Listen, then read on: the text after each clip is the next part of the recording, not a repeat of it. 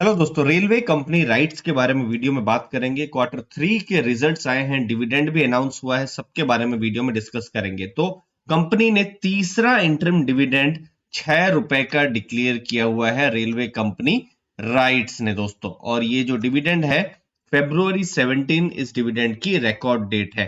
अगर हम डिविडेंड की बात करें तो इससे पहले दो डिविडेंड 4 और 4.5 मतलब 8.5 रुपए का डिविडेंड ऑलरेडी पे हो चुका है। 2 क्वार्टर के ऑलरेडी रिजल्ट आ चुके हैं और अभी का भी डिविडेंड अगर आप ऐड कर देते हैं तो टोटल 14 रुपीज 50 पैसा का डिविडेंड होता है जब हम बात करते हैं राइट्स की। तो ये एक, अभी आप शेयर प्राइस को 335 के पास देखेंगे तो एक 4.3% की डिविडेंड यील्ड यहां पर बन रही है। लेकिन डिपेंड करता है आपका जो बाइंग प्राइस है उसके ऊपर। फॉर एग्जांपल आपकी बाइंग प्राइस 250 है तो 5.8% की भी डिविडेंड यील्ड यहां पर हो सकती है। तो ये इंपॉर्टेंट चीज है और साथ में एक फाइनल डिविडेंड का भी एक्सपेक्टेशन रह सकता है, जिसके बारे में हमको जब भी फाइनल रिजल्ट आएंगे अप्रैल मई के महीने में तब हमको कुछ और आइडिया मिलेगा, तब बोर्ड ऑफ डायरेक्टर्स क्या डिसाइड करते हैं। तो ये कुछ इंपॉर्टेंट आंकड़े राइट्स की तरफ से।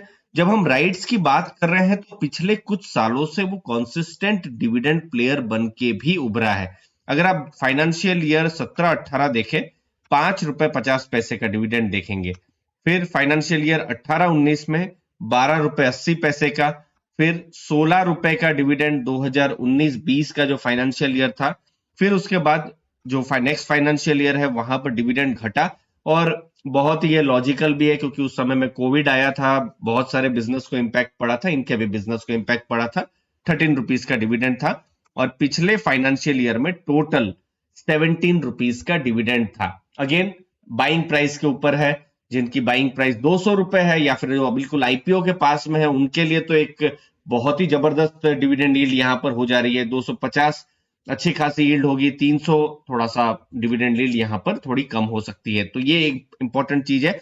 बाकी अभी का जो फाइनेंशियल ईयर है उसमें 14 रुपीज 50 पैसे का भी डिविडेंड यहां पर हो रहा है। बाकी आगे जैसे डिटेल्स आती रहेंगी हम आपको बताते रहेंगे।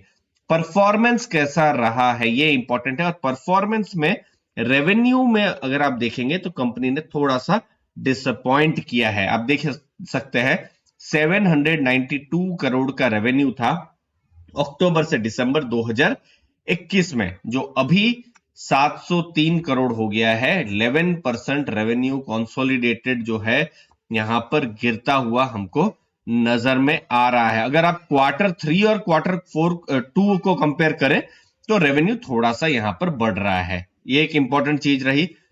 प्रॉफिट्स की जब हम बात करेंगे तो यहां पर एक इंपॉर्टेंट चीज है, भले ही रेवेन्यू कम हुए हैं प्रॉफिट्स थोड़ा सा बढ़ा है 2.3%, जो कि एक सिग्नल दे रहा है कंपनी के मार्जिन्स बढ़े हैं, जो कि आप देख सकते हैं 18.2% से 20.9 मतलब 18% अप्रोक्सीमेटली से 21% का मार्जिन, जो कि स्ट्रॉन्ग मार्जिन है, जिसके कारण से रेवेन्यू कम हुआ है लेकिन फिर भी कंपनी का जो प्रॉफिट है वो कम नहीं हुआ है, वो जरा सा बढ़ा है 144 करोड़ से 147 करोड़ हुआ है।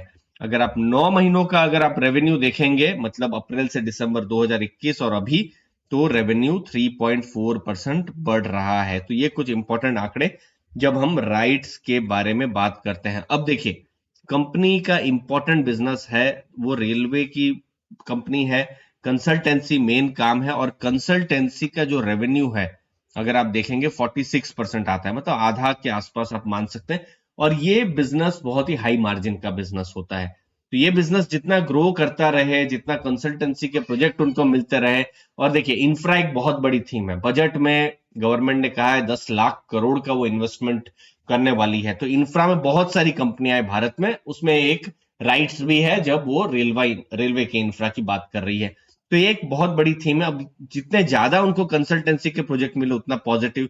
फिर टर्नकी के प्रोजेक्ट्स मतलब समझ लीजिए कोई स्टेशन को रीडेवलप करना है या फिर कोई ऐसा काम है जो बिल्कुल जीरो से लेकर लास्ट तक उसको करना है, तो ये बड़े प्रोजेक्ट्स होते हैं।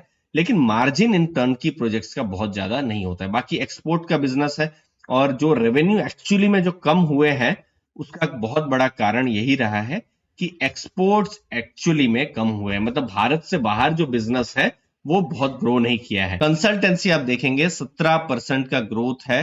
टर्नकी 115% का ग्रोथ है, जो कि बड़ा नंबर है। आप देख सकते हैं 110 करोड़ से अब 236 करोड़ का वो रेवेन्यू ला रहा है, लेकिन यहां पर मार्जिन्स कम रहते हैं। ठीक है, जैसे आप यहां पर रेवेन्यू देख सकते हैं कंसल्टेंसी के 286 करोड़ है, लेकिन ये अच्छा मार्जिन वाला बिजनेस होता है। तो ओवरऑल नतीजे अगर आप देखेंगे तो एक स्टेबल नतीजे आए हैं, बहुत अच्छे भी नहीं है या फिर बहुत ही शॉकिंगली खराब भी नहीं है।